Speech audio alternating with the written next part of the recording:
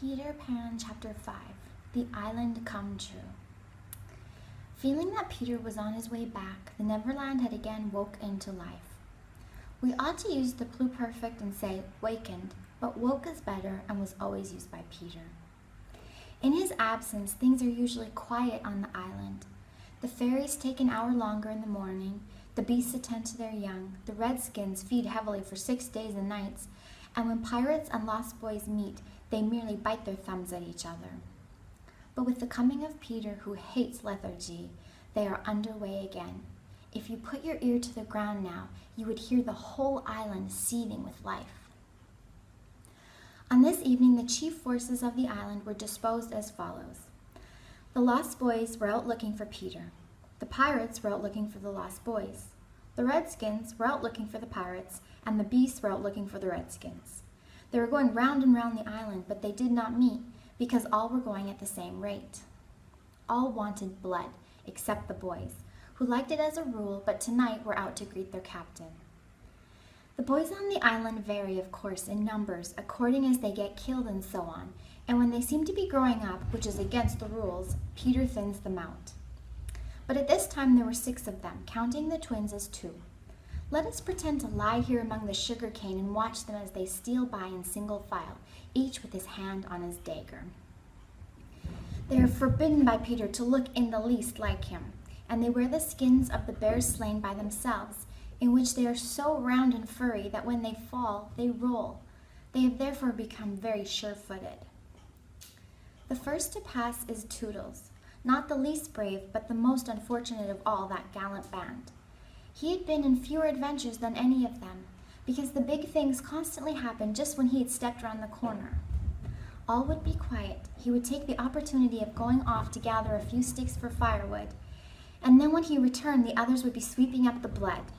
This ill luck had given a gentle melancholy to his countenance, but instead of souring his nature, had sweetened it, so that he was quite the humblest of the boys.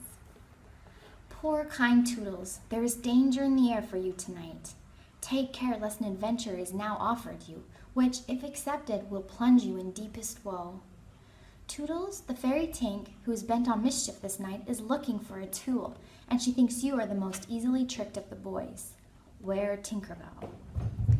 Would that he could hear us, but we are not really on the island, and he passes by, biting his knuckles. Next comes Nibs, the gay and debonair, followed by Slightly, who cuts whistles out of the trees and dances ecstatically to his own tunes. Slightly is the most conceited of the boys. He thinks he remembers the day before he was lost, with their manners and customs, and this has given his nose an offensive tilt. Curly is 4th. He is a pickle, a person who gets in pickles, predicaments, and so often has he had to deliver up his person when Peter said sternly, "Stand forth the one who did this thing," that now at the command he stands forth automatically, whether he has done it or not. Last come the twins, who cannot be described because we should be sure to be describing the wrong one. Peter never quite knew what twins were, and his band were not allowed to know anything he did not know, so these 2 were always vague about themselves, and did their best to give satisfaction by keeping close together in an apologetic sort of way. The boys vanish in the gloom, and after a pause, but not a long pause, for things go briskly on the island, come the pirates on their track. We hear them before they are seen, and it is always the same dreadful song. Avast belay, yo-ho, heave to, a pirating we go, and if we're parted by a shot, we're sure to meet below. A more villainous-looking lot never hung in a row on execution dock. Here, a little in advance, ever and again with his head to the ground listening, his great arms bare, pieces of 8 in his ears as ornaments, is the handsome Italian Cecco, who cut his name in letters of blood on the back of the governor of the prison at Gao. That gigantic black behind him has had many names since he dropped the one with which dusky mothers still terrify their children on the banks of the Guadeloupe. Here is Bill Jukes, every inch of him tattooed, the same Bill Jukes who got 6 dozen on the walrus from Flint before he would drop the bag of mois d'ors. And Cookson said to be Black Murphy's brother, but this was never proved. And Gentleman Starkey, once an usher in a public school and still dainty in his ways of killing. And Skylights, Morgan's Skylights, and the Irish boatswain Smee, an oddly genial man who stabbed, so to speak, without offense, and was the only nonconformist in Hook's crew, and Noodler, whose hands were fixed on backwards, and Robert Mullins, and Elf Mason, and many another ruffian long known and feared on the Spanish Main. In the midst of them, the blackest and largest in that dark setting, reclined James Hook, or as he wrote himself, Jas Hook, of whom it is said he was the only man that the sea cook feared. He lay at his ease in a rough chariot drawn and propelled by his men, and instead of a right hand he had the iron hook with which ever and anon he encouraged them to increase their pace. As dogs this terrible man treated and addressed them, and as dogs they obeyed him. In person he was cadaverous and black-avised, and his hair was dressed in long curls, which at a little distance looked like black candles, and gave a singularly threatening expression to his handsome countenance. His eyes were of the blue of the forget-me-not, and of a profound melancholy, save when he was plunging his hook into you, at which time 2 red spots appeared in them and lit them up horribly. In manner, something of the grand seigneur still clung to him, so that he even ripped you up with an air, and I have been told he was a raconteur of repute. He was never more sinister than when he was most polite, which is probably the truest test of breeding, and the elegance of his dictation, even when he was swearing, no less than the distinction of his demeanor, showed him one of a different cast from his crew. A man of indomitable courage, it was said that the only thing he shied at was the sight of his own blood, which was thick and of an unusual color. In dress, he somewhat aped the attire associated with the name of Charles II, having heard it said in some earlier period of his career that he bore a strange resemblance to the ill-fated Stuarts, and in his mouth he had a holder of his own contrivance, which enabled him to smoke 2 cigars at once. But undoubtedly the grimmest part of him was his iron claw. Let us now kill a pirate, to show Hook's method. Skylights will do. As they pass, Skylights lurches clumsily against him, ruffling his lace collar. The hook shoots forth, there is a tearing sound, and one screech. Then the body is kicked aside, and the pirates pass on. He has not even taken the cigars from his mouth. Such is the terrible man against whom Peter Pan is pitted. Which will win?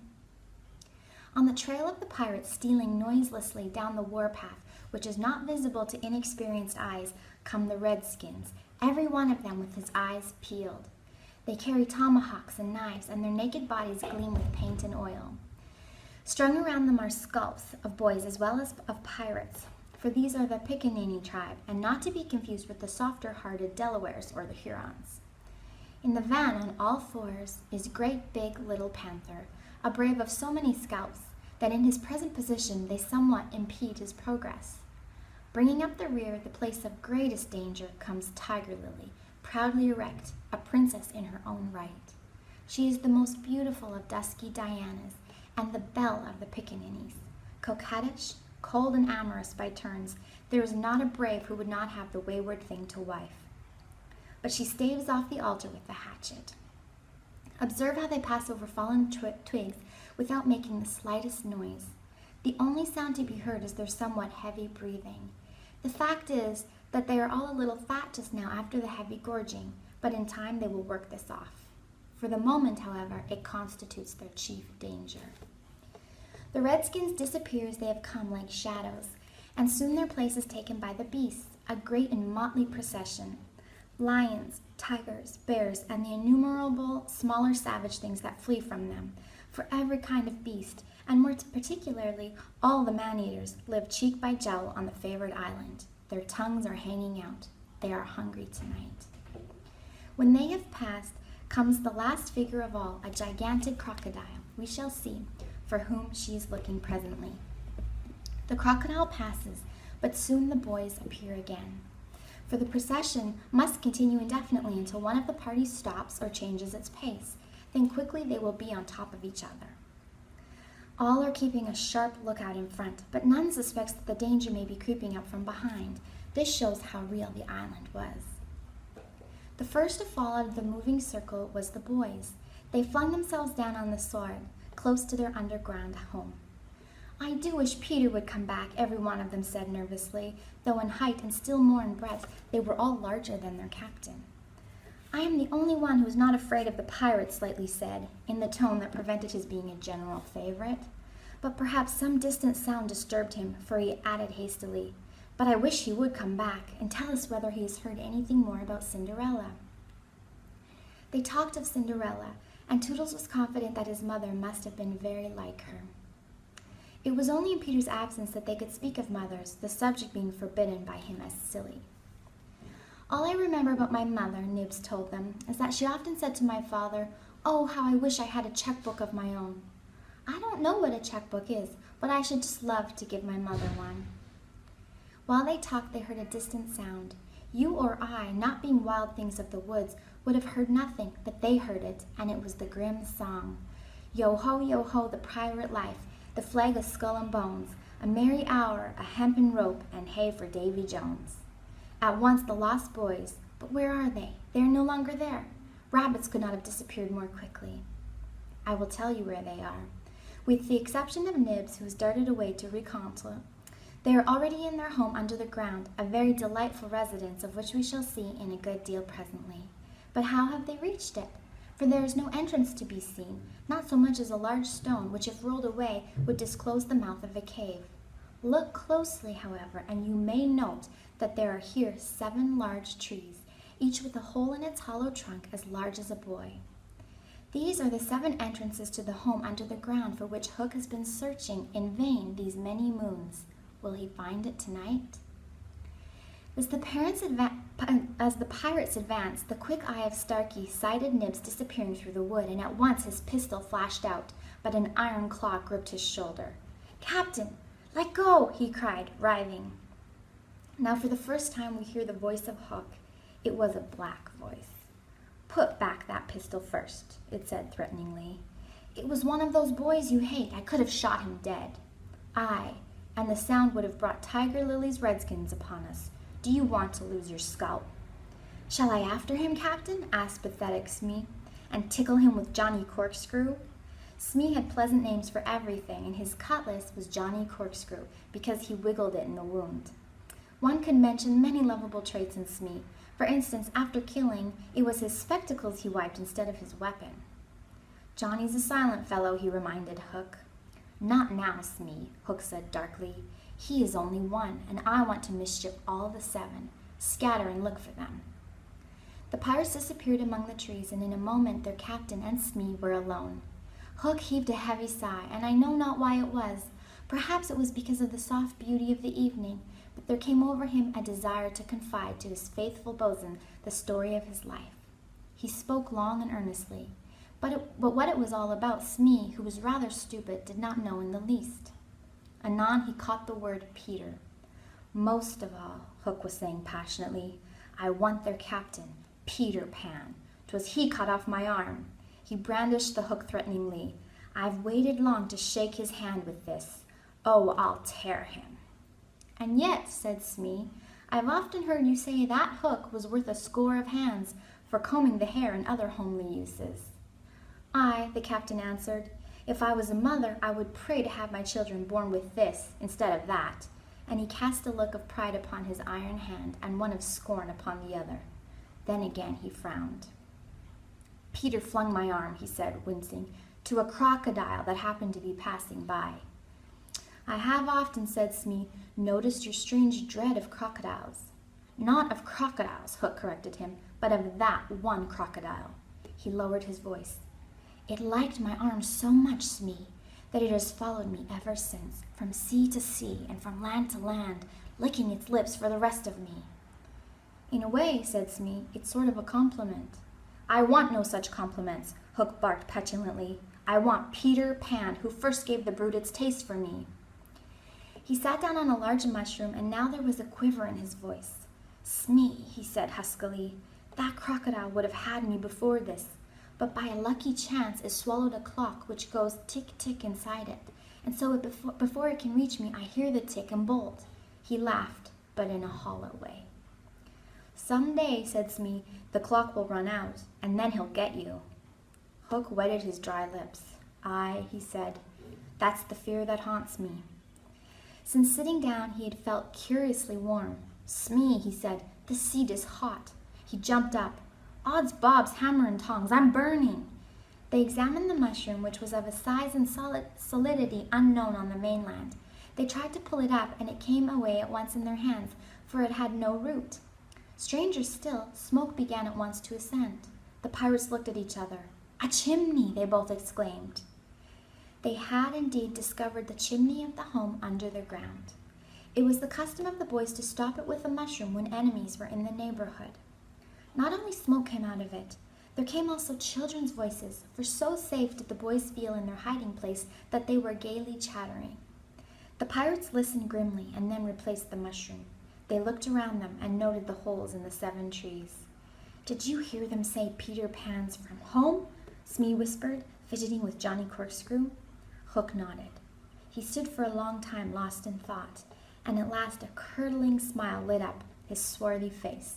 Smee had been waiting for it. "Unrip your plan, Captain," he cried eagerly.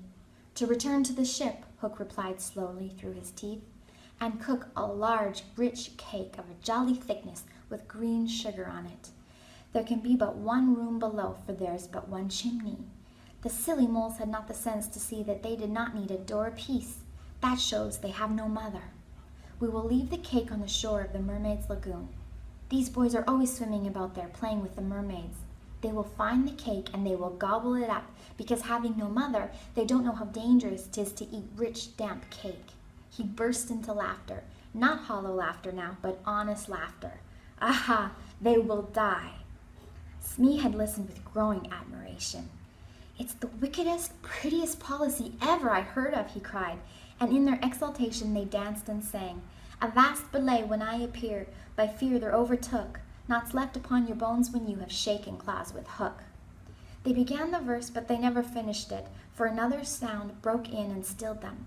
There was at first such a tiny sound that a leaf might have fallen on it and smothered it, but as it came nearer it was more distinct. Tick, tick, tick, tick. Hook stood shuddering, one foot in the air. "The crocodile!" he gasped, and bounded away, followed by his boatswain. It was indeed the crocodile. It had passed the redskins, who were now on the trail of the other pirates. It oozed on after Hook. Once more the boys emerged into the open, but the dangers of the night were not yet over, for presently Nibs rushed breathlessly into their midst, pursued by a pack of wolves. The tongues of the pursuers were hanging out. The baying of them was horrible. Save me!"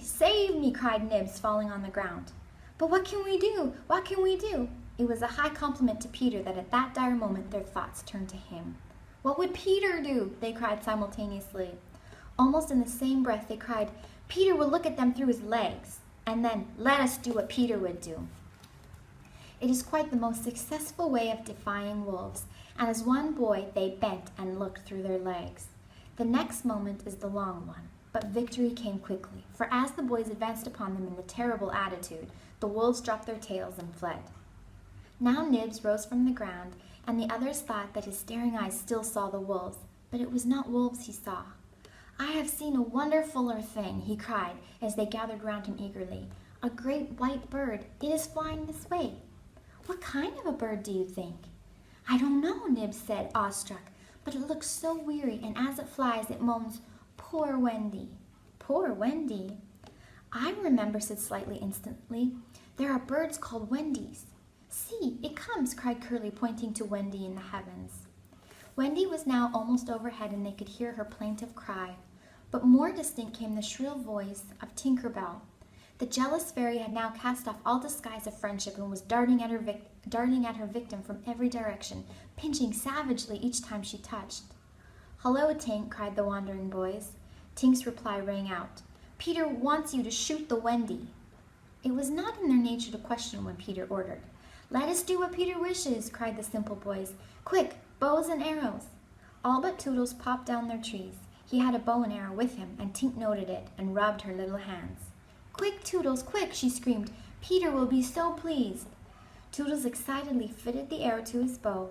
"Out of the way, Tink!" he shouted, and then he fired, and Wendy fluttered to the ground with an arrow in her breast. That is the end of chapter 5. So if you want to hear chapter 6 and the rest of Peter Pan, please subscribe.